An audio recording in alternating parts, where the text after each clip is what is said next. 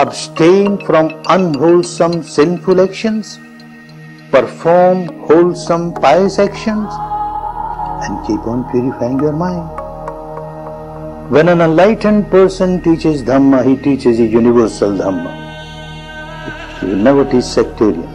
Universal Dhamma, eternal Dhamma. The law of nature is eternal. It was there so in the past, it is so present, it will be so in the future. And it is applicable to one and all. That is Dhamma. But out of madness, out of ignorance, people forget the essence of Dhamma and they make a sect out of it. Then this sect, or this sect, or this sect. From the young age, one gets the mind conditioned with all those acceptances, all those philosophies, beliefs, dogmas. Then these very words will start carrying different meanings. Everyone will recite the same thing. Perform wholesome action, pious action, purify your mind. Every religion, every tradition, everyone will say that. But yet, the big difference in the explanations. What is sin and what is piety? When Dhamma turns into a sect, then that particular sect, the so-called pious people of this particular sect, they may be wearing this kind of robe or that kind of robe, may be having this rosary or that rosary, may be having this mark over the forehead or that mark over the forehead, this external appearance or that external appearance. Now people belonging to this particular sect will say those who have this kind of external appearance are pious people, others are not. Every sect will perform this kind of rite or that kind of ritual, this religious ceremony or that religious ceremony. And those belonging to a particular sect will say, those who are performing these rites, these rituals, these ceremonies, oh, they are pious people. And those who do not, they are not pious, they are sinful.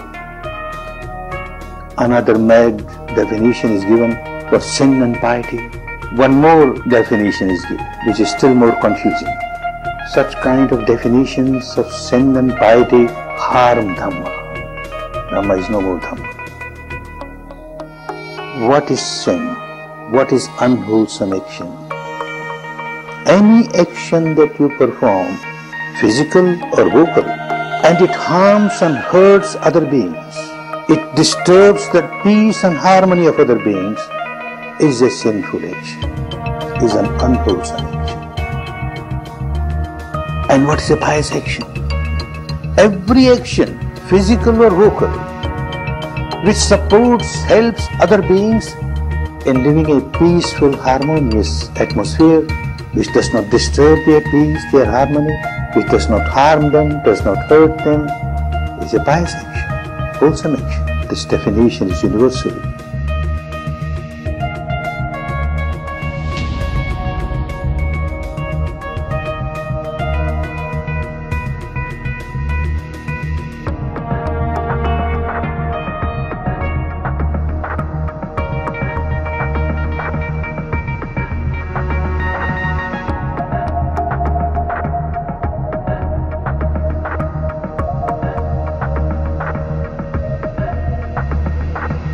An example, someone is sick, goes to a doctor examines and then writes medicine, a prescription on a paper.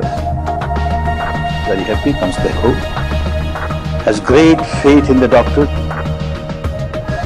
But how when this faith becomes blind faith, devotion becomes blind devotion.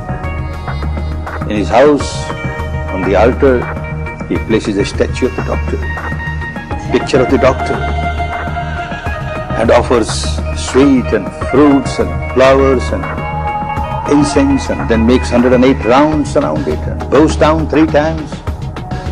What does that tell? Takes out that piece of paper and keeps on reciting. 1 pill in the morning, 1 pill in the afternoon, 1 pill in the evening, 1 pill in the morning, 1 pill in the afternoon, 1 pill in the evening. What does one get? Madness. This is what happens when the faith becomes blind faith, the devotion becomes blind devotion. All right, second incident. After all, a human being, a rational being, so he runs to the doctor. Why you gave me this piece of paper? And what is this? How will it help me? The doctor is an intelligent fellow. He says, well, look, this is your disease. And this is the cause of the disease. If you take this medicine, this cause will get eradicated. When the cause gets eradicated, your sickness gets eradicated. Ah, wonderful. Now I understand. My doctor is so wonderful. His medicine is so wonderful. And what he does now? Coming back home, he starts fighting with all the neighbors. Useless, your doctors are all useless. My doctor is wonderful.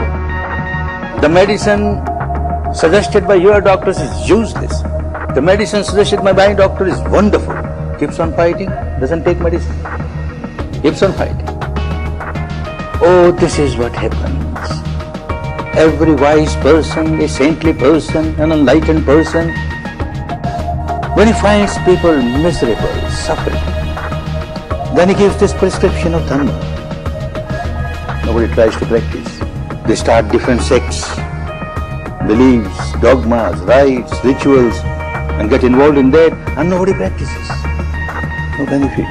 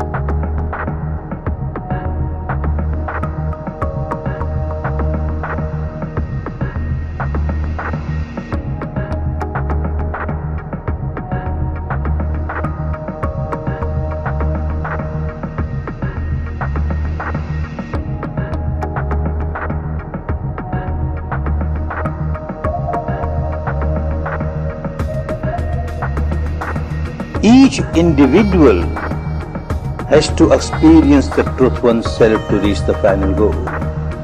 So long as you are not experienced, the reality is no reality for you. It is always distorted. The reality experienced by an enlightened person, the Buddha, or say Christ, or say Muhammad, is the reality for those people, not for you. When you reach that stage and realize yourself, it becomes a reality for you, not till then. This person, Siddhartha Gautama, he realized the truth within himself, developed his Bhavanamaya Panya, and became an enlightened person, became a liberated person. This Panya that is developed within himself could liberate only one person, not two. And that one person was Gautama, Siddhartha Gautama, none else. None else can liberate it because of his wisdom. Others can get guidance, others can get inspiration, that's all right. But each individual has to develop one's own wisdom to reach the final goal of full liberation. One's own wisdom, Bhavanamaya Panya, the wisdom that you lived, you experienced. This alone can break the bondages of ignorance, of craving, of aversion, of negativity. This alone can eradicate all the miseries.